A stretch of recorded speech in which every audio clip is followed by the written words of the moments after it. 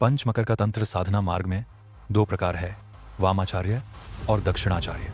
दक्षिण मार्ग तंत्र में 5 मकार का प्रयोग प्रतीकात्मक और मानसिक साधना के लिए होता है, न कि भौतिक भोग के लिए। इनका उद्देश्य 5 विकारों काम, क्रोध, लोभ, मोह, अहंकार को जीतना है और साधक को आंतरिक शुद्धि की ओर ले जाना है। पहला है मध्य, जिसका सात्विक अर्थ। यहाँ मध्य का अर्थ शराब या मादक द्रव्य नहीं, बल्कि परमानंद की अवस्था है जो ध्यान, मंत्र जप और समाधि से आती है। यह वह ब्रह्मानंद है जिसमें साधक को भीतर से ऐसा आनंद मिलता है जैसे अमृत पान कर लिया हो। ध्यान में लीन होकर मंत्र जप, विशेषकर देवी, शिव मंत्र, प्राणायाम और ध्यान से मन को स्थिर करना। इंद्रियों का संयम। ऐसा करने से नशा नहीं, बल्कि बिना किसी पदार्थ के आत्मिक नशा जो स्थायी है और पापरहित है की अनुभूति होती है। दूसरा है मांस, जिसका सात्विक अर्थ इंद्रियों के भोग को त्यागना है। इसका अर्थ पशु का मांस खाना नहीं, बल्कि अपने मन, वाणी और कर्म को हिंसा, बुराई और लोभ से मुक्त करना है। साधना का माध्यम मौन व्रत, अवांछित और कटु वचन का त्याग, सात्विक आहार, फल, दूध, अनाज और अहिंसक भोजन, अहिंसा का पालन। परिणाम स्वरूप मन शांत होता है, साधना में स्थिरता आती है। तीसरा है मत्स्य, जीवन की लहरों में सहजता, जिसका सात्विक अर्थ मत्स्य का अर्थ है मछली नहीं, बल्कि साधक का मन जो गहरे ध्यान सागर में सहजता से तैरता है।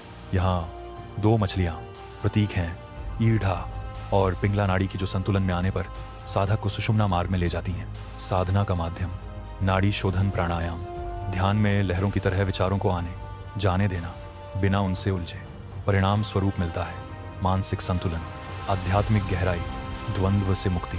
चौथा है मुद्रा, योगिक सील और शक्ति प्रवाह, जिसका सात्विक अर्थ मुद्रा का अर्थ है हाथ की विशेष मुद्राएं और आंतरिक ऊर्जा को सील करना ताकि वह बाहर न बिखरे। यह योगिक क्रिया है जिससे शरीर और मन में ऊर्जा प्रवाह संतुलित रहता है। साधना का माध्यम ध्यान में ध्यान मुद्रा, ज्ञान मुद्रा, प्राण मुद्रा, योग मुद्रा आदि।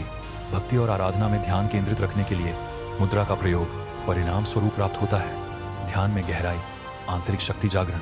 पांचवा है मैथुन, आत्मा और परमात्मा का मिलन, जिसका सात्विक अर्थ। यहाँ मैथुन का अर्थ शारीरिक संबंध नहीं, बल्कि शिव और शक्ति का आंतरिक मिलन है, आत्मा का परमात्मा में लीन होना। यह योग का चरम बिंदु है जहाँ साधक का मैं पूरी तरह समाप्त हो जाता है। इस साधना का माध्यम है कुंडलिनी साधना, भक्ति भाव से ईश्वर के साथ आत्मिक एकत्व की भावना। परिणाम स्वरूप प्राप्त होता है मोक्ष, अद्वैत अनुभव, परम शांति। दक्षिण मार्ग का मतलब है भोग को योग में बदलो, वासना को साधना में और विकारों को विकास में। 5 मकार तभी सार्थक हैं जब वे 5 विकारों को जीतने का साधन बने। हर हर महादेव। वीडियो अच्छा लगा हो तो शेयर और सब्सक्राइब करें।